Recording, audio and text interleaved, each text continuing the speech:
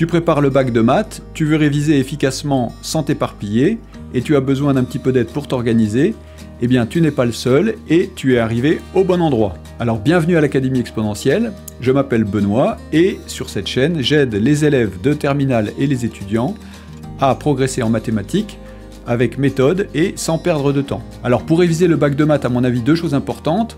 Premièrement, avoir des fiches bien structurées pour avoir sous les yeux les cours de manière synthétique et organisée. Et puis deuxième chose, faire des sujets des années précédentes pour prendre contact avec le type d'exercice et le type de questions qu'on vous pose au bac de maths. Alors pour ce qui est des fiches de révision, eh bien j'ai un cadeau pour toi que je suis en train de finir de préparer et dont je te parlerai à la fin de la vidéo.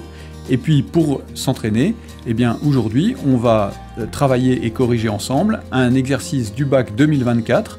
Donc il s'agit du sujet d'Amérique du Nord et c'est un exercice sur le logarithme, classique sur ce sujet, donc idéal si tu veux t'entraîner sur les fonctions aujourd'hui. Alors si ça t'intéresse, eh bien installe-toi et on va aller tout de suite travailler là-dessus. Alors on va d'abord aller sur le web chercher le sujet en question, donc le sujet Amérique du Nord 2024, et puis ensuite je te propose de chercher l'exercice par toi-même, ça devrait te prendre une trentaine de minutes, et puis ensuite on corrige ensemble ce sujet dans la suite de la vidéo. Tant que j'y pense, avant qu'on démarre, eh bien n'oublie pas de me mettre un pouce en l'air si ce genre de vidéo t'intéresse et de t'abonner à la chaîne pour m'aider à la développer. Merci beaucoup.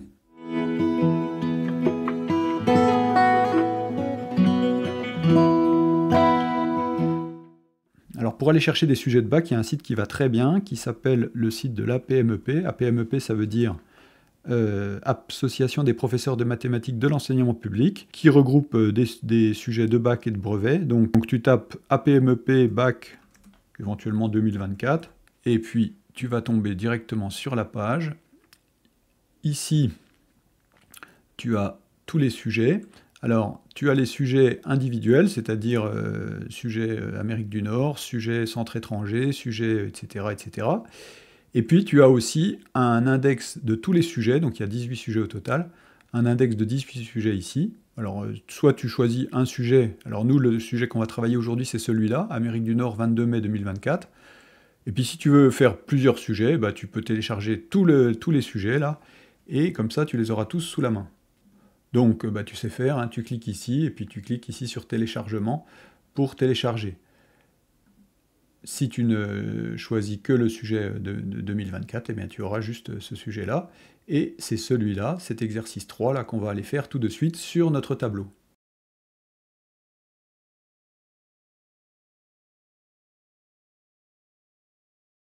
Alors, donc, nous travaillons sur l'exercice numéro 3 de ce baccalauréat Amérique du Nord 21 mai 2024.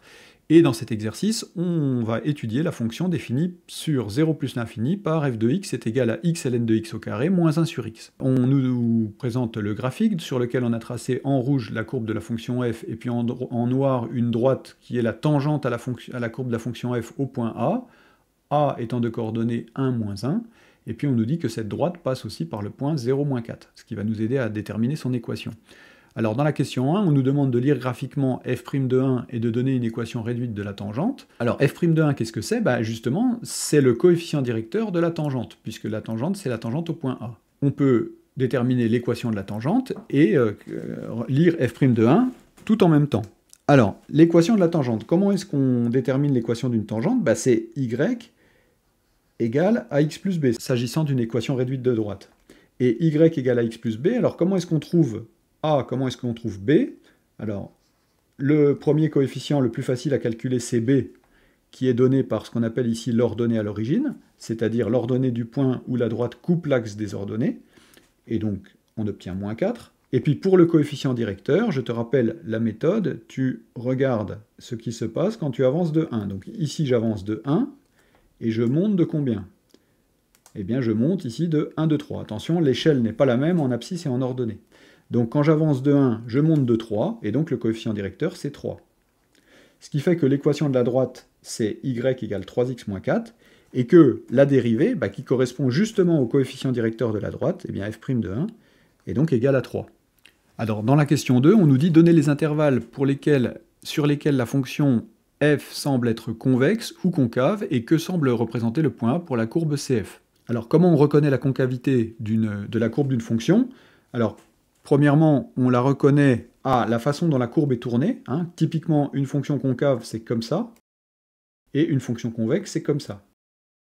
Qu'est-ce qu'on peut dire aussi? On peut dire que si on trace la tangente à la courbe, eh bien la tangente, elle est au-dessus de la courbe quand c'est concave, et la tangente, elle est en dessous de la courbe quand c'est convexe. Alors, on peut voir que sur cette partie-là de la courbe, eh bien, on est plutôt concave, hein. La tangente est au-dessus, et puis ici, à partir de A, on voit que la courbe devient convexe, et si on trace une tangente, eh bien, elle va être en dessous. La courbe semble concave sur l'intervalle 0, 1, alors, ouvert en 0, puisque 0 n'est pas défini, la fonction n'est pas définie en 0. En 1, est-ce qu'on ouvre, est-ce qu'on ferme? Là, je pense que ce n'est pas très important. Et puis convexe sur 1 plus l'infini. Et du coup, qu'est-ce que c'est que le point A? Le point A, c'est un point de jonction entre concave et convexe. Et alors ça, c'est du cours. Hein, quand on a un point où la courbe change de concavité, ça s'appelle un point d'inflexion. Donc voilà pour cette partie A, et passons maintenant à la partie B. Déterminer en justifiant la limite de f en plus l'infini, puis la limite en 0, et puis ensuite, on admet que la fonction est deux fois dérivable sur l'intervalle 0 plus l'infini, et on nous demande de calculer la dérivée première et la dérivée seconde. Alors, donc notre fonction est définie par f de x est égal à x ln de x au carré moins 1 sur x, et x est strictement positif. Or, ici, il y a une formule qui permet de bien simplifier l'étude de cette fonction, c'est de penser que si a est positif, eh bien ln de a au carré, c'est égal à 2 ln de a. Ça, c'est une formule du cours. Ln de a à la puissance n est égal à n ln de a quand a est positif. Ça nous permet d'écrire la fonction sous la forme 2x ln de x moins 1 sur x, et le fait de ne pas avoir le ln de x au carré nous simplifie la vie. Alors, regardons ces limites. Alors d'abord, la limite en plus l'infini. Alors donc j'ai réécrit la fonction donc 2x ln de x moins 1 sur x, et on veut déterminer la limite quand x tend vers plus l'infini. Alors, il suffit là de regarder si on a un problème, et de constater qu'en fait on n'en a pas. Alors pourquoi? Parce que 2x va tendre vers plus l'infini. Alors je reprends mon stylo. Quand x tend vers plus l'infini, 2x va tendre vers plus l'infini, 1 sur x va tendre vers 0, et puis ln de x va tendre vers plus l'infini. Alors quand on fait le produit 2x ln de x, ça va être plus l'infini fois plus l'infini, donc ça va tendre vers plus l'infini. Et notre fonction va tendre vers donc une limite de la forme 0 plus l'infini. Plutôt plus l'infini plus 0 d'ailleurs en l'occurrence. Et donc ça, ce n'est pas une forme indéterminée, c'est une forme connue qui vaut plus l'infini, et donc pas de problème pour calculer cette limite. Alors, voyons la limite en 0. Alors, la limite en 0 va nécessiter un petit peu plus de cours. Donc, pour la limite en 0, qu'est-ce qu'on a? Là, il y a un résultat de cours qui dit que la limite quand x tend vers 0 plus de x ln de x, alors là, on a une forme indéterminée, puisque x tend vers 0, ln de x tend vers plus l'infini. Ça, c'est une forme indéterminée, mais le cours nous dit que quand c'est x ln de x, eh bien la limite est 0, et c'est par croissance comparée. Alors, quand x tend vers 0 plus 1 sur x tend vers, alors ça c'est du cours, c'est une fonction qu'on doit connaître, hein, c'est une fonction classique, sa limite en 0 plus c'est plus l'infini, et donc notre fonction définie par f de x égale 2x ln de x moins 1 sur x, elle a en 0 une limite de la forme 0 moins plus l'infini, et ça à nouveau, ce n'est pas une forme indéterminée, ça vaut évidemment moins l'infini. Et donc on obtient une limite en plus l'infini qui vaut plus l'infini, et une limite en 0 plus qui vaut moins l'infini. Alors on a déterminé le petit 1, et on voit maintenant le petit 2. Alors on admet que la fonction est deux fois dérivable sur l'intervalle 0 plus l'infini, alors que comme x est strictement positif, évidemment, toutes ces fonctions-là, 2x, ln de x et 1 sur x, sont infiniment dérivables, et donc en fait la fonction est infiniment dérivable sur cet intervalle, donc elle l'est deux fois évidemment.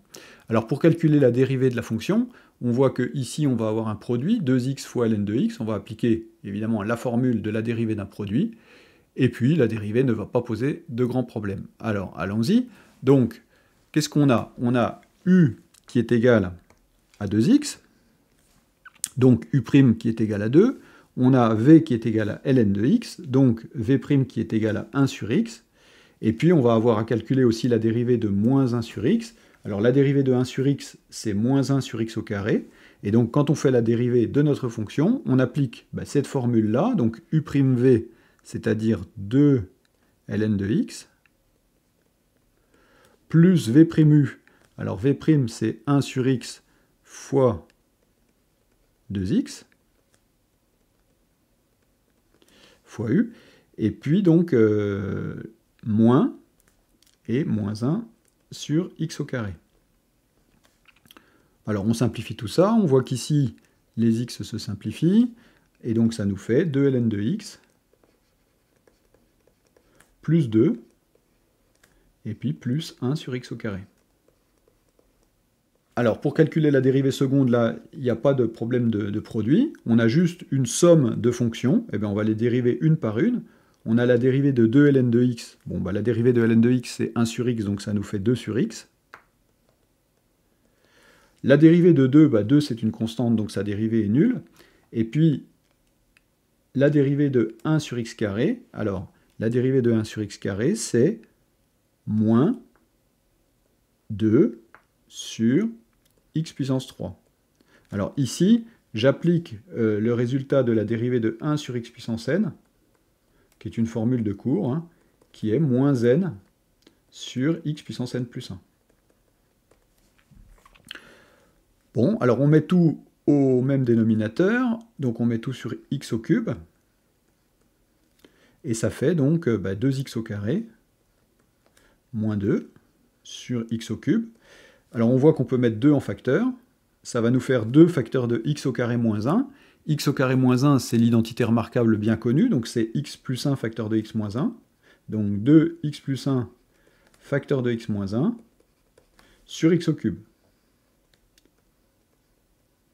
Alors, la dérivée de u fois v qui est u'v plus uv', la dérivée de 1 sur x qui est moins 1 sur x au carré, la dérivée de ln de x qui est 1 sur x, la dérivée de 1 sur x puissance n qui est moins n sur x puissance n plus 1, l'identité remarquable x moins 1 facteur de x plus 1 qui est égal à x au carré moins 1. Tout ça, ça fait beaucoup de formules. Alors je trouve que pour ces formules, l'idéal c'est d'avoir ça rassemblé en un endroit où tu peux facilement retrouver tout ce dont tu as besoin pour les mathématiques. Eh bien justement, j'en profite pour te parler de mon formulaire, donc c'est le formulaire que j'ai appelé le formulaire Maths Essentiel, dont je te reparlerai à la fin de la vidéo, mais juste pour te dire que dans ce formulaire, évidemment, tu trouveras toutes ces formules qu'on utilise pendant cette correction, et des dizaines d'autres. En gros, tout ce que tu as vu en calcul depuis le collège, donc depuis les règles de priorité, règles des signes, etc., règles de distributivité, jusqu'à ce que tu vois en terminale en ce moment, c'est-à-dire les intégrales et les équations différentielles. Voilà, donc tu pourras télécharger gratuitement ce formulaire à la fin de la vidéo, et je t'en reparle tout à l'heure. Maintenant, on retourne sur notre exercice numéro 3. Si on ne nous demande pas de factoriser, effectivement, on pourrait avoir tendance à s'arrêter là. Mais comme on nous a demandé la factorisation, eh bien, nous l'avons faite. Et puis, alors, comment est-ce qu'on étudie la convexité d'une fonction ? Quand on a sa dérivée seconde, on sait que la fonction sera convexe quand la dérivée seconde est positive, et la fonction sera concave quand la dérivée seconde sera négative. Alors j'ai préparé ici un tableau à remplir, c'est bien pratique pour étudier la convexité. Donc un tableau dans lequel on étudie le signe de la dérivée seconde. Alors pour étudier le signe de la dérivée seconde, j'ai étudié le signe de x-1. Alors x-1 s'annule en 1. x-1 c'est une fonction croissante, donc comme elle s'annule en 1, elle est négative avant, positive après. Et puis, j'ai mis ensemble 2 facteurs de x plus 1 sur x au cube, parce que tout ça, ce sont des choses positives. X étant positif, x plus 1 est positif, x au cube est positif, et évidemment 2 est positif, donc là, c'est plus, plus. Ce qui fait que le signe de f seconde, c'est moins 0 plus. Alors, quand la dérivée seconde est négative, la fonction est concave. Donc la fonction est concave sur 0, 1, c'est ce qu'on avait vu sur la lecture graphique. Et puis la fonction est convexe sur 1 plus l'infini. Et puis évidemment, du coup, ici, on va avoir un point d'inflexion.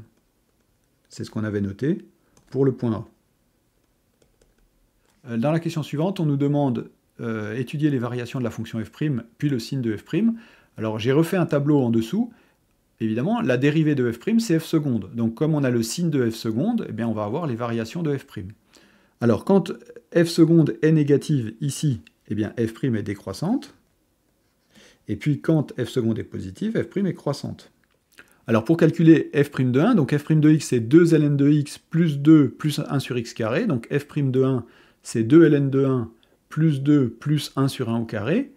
2 ln de 1, bah, ça vaut 0, puisque ln de 1 vaut 0. Donc ça fait 2 plus 1 sur 1, donc 2 plus 1, ça fait 3. Et donc ici on a 3. On a donc une fonction qui est décroissante jusqu'à 3, puis croissante. Et donc cette fonction, bah, elle est toujours positive, évidemment. Et comme cette fonction est toujours positive, eh bien, les variations de f, c'est tout simple. La fonction f est une fonction strictement croissante sur 0 plus l'infini. Donc, quel que soit x appartenant à 0 plus l'infini, f' de x supérieur ou égal à 3 positive, donc f est strictement croissante sur 0 plus l'infini. Une petite remarque sur la rédaction, c'est pas la peine d'en mettre des lignes, mais par contre, c'est bien de mettre l'essentiel. Par exemple, cette petite phrase-là est très bien pour expliquer pourquoi la fonction est strictement croissante. Alors, passons maintenant à la partie 4, qui est la dernière partie. Donc, montrer que l'équation f de x égale 0 admet une unique solution alpha sur l'intervalle 0 plus l'infini. Bon, ça doit nous faire penser à deux résultats du cours, qui sont le théorème des valeurs intermédiaires ou le théorème de la bijection. Ici, comme c'est solution unique et qu'on sait que f est strictement croissante sur 0 plus l'infini, c'est plutôt le théorème de la bijection. Alors, j'ai renoté ici donc la définition de la fonction et le fait que f est strictement croissante sur 0 plus l'infini, et on va utiliser ça pour appliquer le théorème de la bijection. Donc, f est strictement croissante sur 0 plus l'infini, c'est le premier argument. Ensuite, on a les limites. Donc la limite en 0 plus, c'est moins l'infini. La limite en plus l'infini, c'est plus l'infini. Bon, évidemment que 0 est compris entre moins l'infini et plus l'infini. Et donc en appliquant le théorème de la bijection, alors j'ai pas noté le théorème ici, donc le théorème de la bijection,